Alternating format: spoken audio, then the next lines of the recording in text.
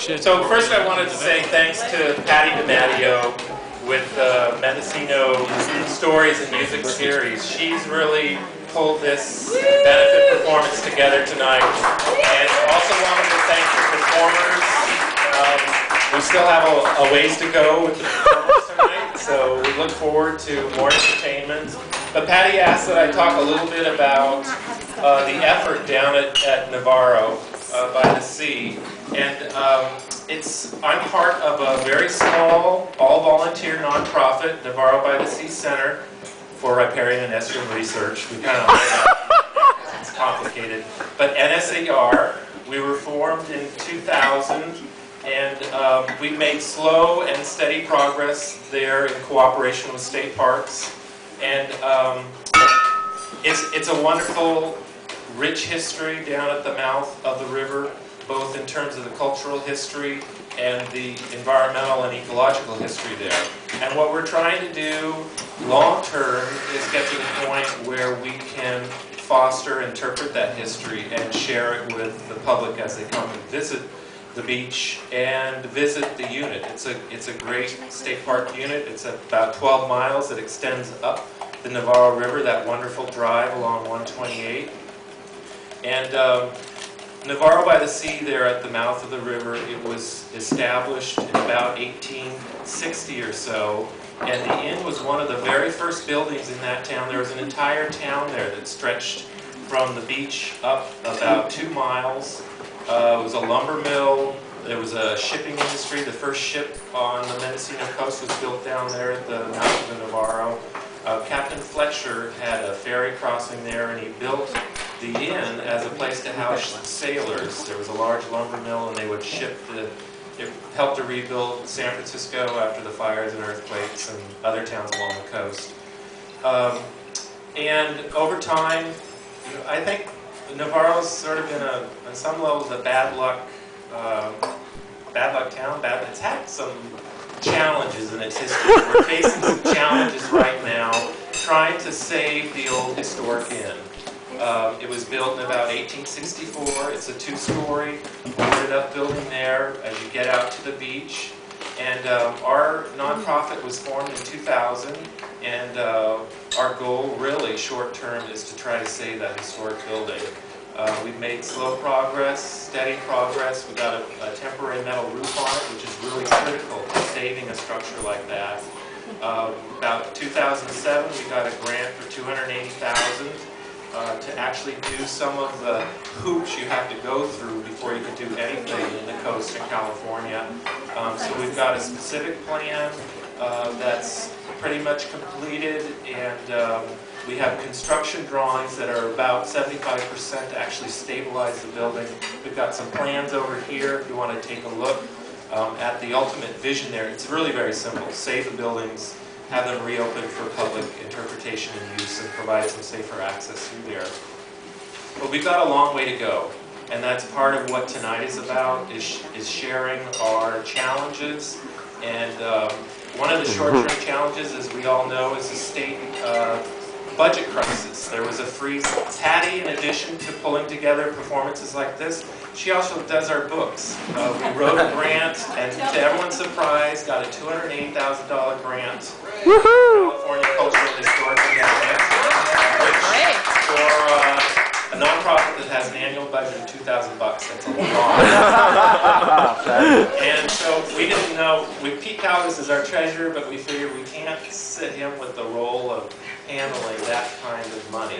So Patty took on the role of managing our books. And when the state budget freeze went into effect in December, the state owed us $35,000, and we have to pay our subs before we get reimbursed from the state. So we've been paying about $250 a month in interest. So it's been since December, so you can add it up how much that's eaten our annual budget. And that's part of what tonight is for, is helping us make up that deficit. But the hope is we'll get through this process. There is a glimmer of hope that the funding organization that really supports what we're doing there, we're sort of the underdog in terms of these other projects that have been funded through the Prop 40 funds. They have $3 to $5 million that they still intend to dispense if they can float the bonds to do that.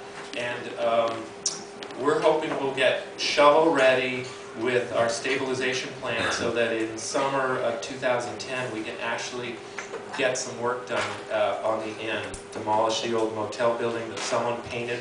If anyone's noticed, a great big save the inside. Very dramatic and helpful, I think. But demolish that building, demolish the non-historic additions, lift the building out of the floodplain, rebuild the foundation, hopefully rebuild the front porch, and put a permanent roof on it, and start heading toward, hopefully, reoccupying the building as a visitor center. And we've got some work to do on the mill house as well, which is the old wonderful building up the street.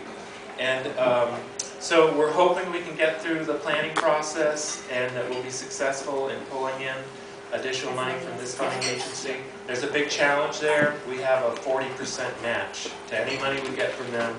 So if anyone has any great ideas on where we can come up with lots of money, I'm accessible. There are brochures that have gone around. It's got information on our nonprofit. We have a standing committee. You're welcome to join. You can send that in to Kathleen Cameron, who handles the secretarial stuff for our nonprofit. So we'd love to have you become part of the Charles Fletcher Society, the membership there, and we'll give you updates. We have a website that can give you more information on the history of Navarro than you probably want, and ways to contact us, including my local number and email. And we've done an annual open house, which is really pretty, gotten for some of us rewarding. It's the only time those buildings are open to the public. We open the mill house once a year, and we have people come from all over the state. It's a really wonderful history down there.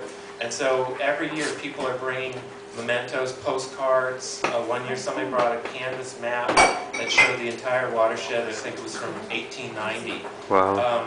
And it's become a repository with wonderful historic photographs, and we're hoping to get to the point where we have a place that those things can be held safely and people can come in and enjoy them.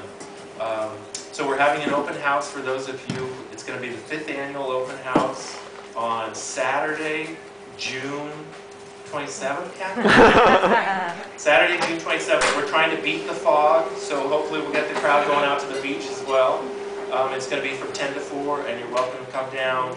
We'll have information on the specific plan and the construction plans and our nonprofit, and we'll have historic photographs on display. So it really is a wonderful experience for those who can make it down. So we hope to see you there. And thanks for your support. Go Jimmy!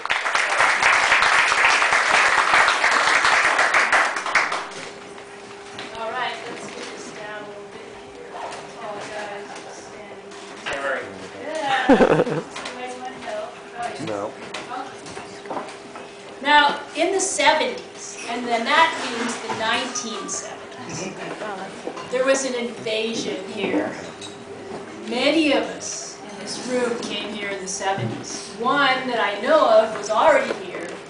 1975, I landed on Navarro Ridge with a backpack, a sleeping bag, and $25 in my pocket.